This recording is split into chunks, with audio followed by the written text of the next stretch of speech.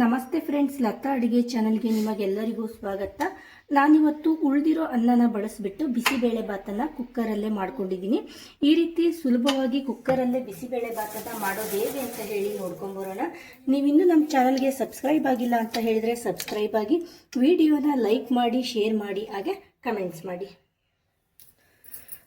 ಕುಕ್ಕರಲ್ಲಿ ಬಿಸಿಬೇಳೆ ಬಾತನ್ನು ಮಾಡ್ಕೊಳ್ಳೋದಕ್ಕೆ ಮೊದಲಿಗೆ ಕುಕ್ಕರ್ಗೆ 5 ರಿಂದ 6 ಟೇಬಲ್ ಸ್ಪೂನ್ ಅಷ್ಟು ಎಣ್ಣೆನ ಹಾಕ್ಕೊಂಡಿದ್ದೀನಿ. ಎಣ್ಣೆ ಒಂದು ಸ್ವಲ್ಪ ಬಿಸಿ ಆದಮೇಲೆ ಒಂದು ಅರ್ಧ ಟೇಬಲ್ ಸ್ಪೂನ್ ಅಷ್ಟು ಸಾಸಿವೆ, ಒಂದು ಅರ್ಧ ಟೇಬಲ್ ಸ್ಪೂನ್ ಅಷ್ಟು ಜೀರಿಗೆನ ಹಾಕ್ಕೊಂಡಿದ್ದೀನಿ.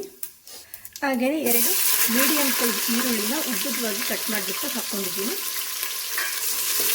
ಈರುಳ್ಳಿನ ಹಾಕ್ಕೊಂಡ್ಮೇಲೆ ಈರುಳ್ಳಿದು ಒಂದು ಸ್ವಲ್ಪ ಹಸಿ ವಾಸನೆ ಹೋಗೋವರೆಗೂ ಫ್ರೈ ಮಾಡ್ಕೊಳ್ಳಿ. ಈರುಳ್ಳಿ ಫ್ರೈ ಆದಮೇಲೆ ನಾನಿಲ್ಲಿ ಒಂದು ದೊಡ್ಡ ಸೈಜ್ 2 ಟೊಮೊಟೊನ ಹಾಕ್ಕೊಳ್ತಾ ಇದ್ದೀನಿ. ಹಸಿರು ಬಟಾಣಿ, ಕ್ಯಾರೆಟು, ಬೀನ್ಸು, ಅವರೆಕಾಳು, ಒಂದು ಸ್ವಲ್ಪ ಶೇಂಗಾ ಬೀಜ, ತರಕಾರಿನ ಹಾಕ್ಕೊಂಡ್ಮೇಲೆ ಒಂದ್ಸರಿ ಚೆನ್ನಾಗಿ ಮಿಕ್ಸ್ ಮಾಡ್ಕೊಳ್ಳಿ. ಹಾಗೆಯೇ ತರಕಾರಿನ ಎಣ್ಣೆಯಲ್ಲಿ 1-2 ನಿಮಿಷ ಫ್ರೈ ಮಾಡ್ಕೊಳ್ಳಿ. ತರಕಾರಿ ಎಲ್ಲ ಎಣ್ಣೆಯಲ್ಲಿ ಚೆನ್ನಾಗಿ ಫ್ರೈ ಆದಮೇಲೆ ಒಂದು ಸ್ವಲ್ಪ ಕೊತ್ತಂಬರಿ ಸೊಪ್ಪು, 2 ರಿಂದ 3 ಟೇಬಲ್ ಸ್ಪೂನ್ ಅಷ್ಟು ಬಿಸಿಬೇಳೆ ಬಾತ್ ಪೌಡ್ರು, ಖಾರಕ್ಕೆ 1-2 ಟೇಬಲ್ ಸ್ಪೂನ್ ಅಷ್ಟು ಹಚ್ಚ ಖಾರದ ಪುಡಿ, ರುಚಿಗೆ ತಕ್ಕಷ್ಟು ಉಪ್ಪನ್ನು ನೋಡಿಬಿಟ್ಟು ಹಾಕ್ಕೊಳ್ಳಿ. ನಾನಿಲ್ಲಿ ಈ ಥರ ಗ್ಲಾಸಲ್ಲಿ 1 ಗ್ಲಾಸ್ ಅಷ್ಟು ಬೇಳೆನ ತೊಗೊಂಡಿದ್ದೀನಿ.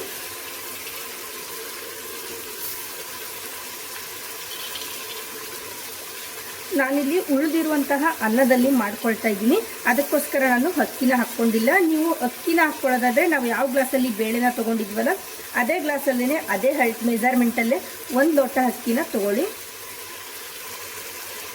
ಇವಾಗ ನಾನು ಉಳಿದಿರುವಂತಹ ಅನ್ನನ ಹಾಕ್ಕೊಳ್ತಾ ಇದ್ದೀನಿ. ಅನ್ನನ ಒಂದು ಸ್ವಲ್ಪ ಕೈಯಲ್ಲಿ ಒಡೆದ್ಬಿಟ್ಟು ಹಾಕ್ಕೊಳ್ಳಿ.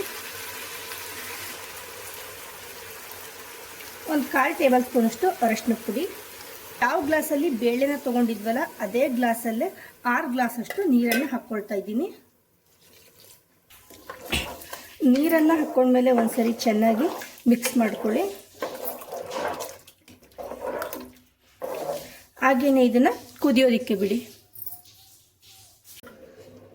ಇವಾಗ ನೀರು ಚೆನ್ನಾಗಿ ಕುದೀತಾ ಇದೆ. ಕುದಿಯುವಾಗ ಒಂದ್ಸರಿ ಮಿಕ್ಸ್ ಮಾಡಿ, ಹಾಗೆಯೇ ಉಪ್ಪು, ಖಾರ ಮತ್ತು ಮಸಾಲೆನ ಚೆಕ್ ಮಾಡ್ಕೊಳ್ಳಿ. ಕಡಿಮೆ ಆಗಿತ್ತು ಅಂತ ಹೇಳಿದರೆ ಬೇಕಂದರೆ ನೀವು ಮತ್ತೆ ಒಂದ್ಸರಿ ಆ್ಯಡ್ ಮಾಡ್ಕೊಳ್ಳಿ. ಇವಾಗ ಕುಕ್ಕರನ್ನು ಕ್ಲೋಸ್ ಮಾಡಿಬಿಟ್ಟು ಗ್ಯಾಸನ್ನು ಮೀಡಿಯಂ ಫ್ಲೇಮಲ್ಲಿಟ್ಟು 2 ವಿಷಲನ್ನು ಕೂಗಿಸ್ಕೊಳ್ತೀನಿ. ಇವಾಗ 1-2 ವಿಷಲ್ ಆಗಿದೆ. ಹಾಗೆಯೇ ಕುಕ್ಕರ್ ಕೂಡ ತಣ್ಣಗಾಗಿದೆ.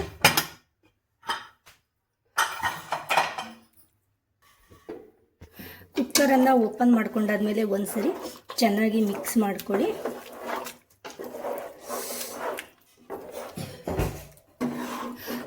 ಇವಾಗ ನಮಗೆ ಬಿಸಿಬೇಳೆ ಬಾತು ರೆಡಿಯಾಗಿದೆ.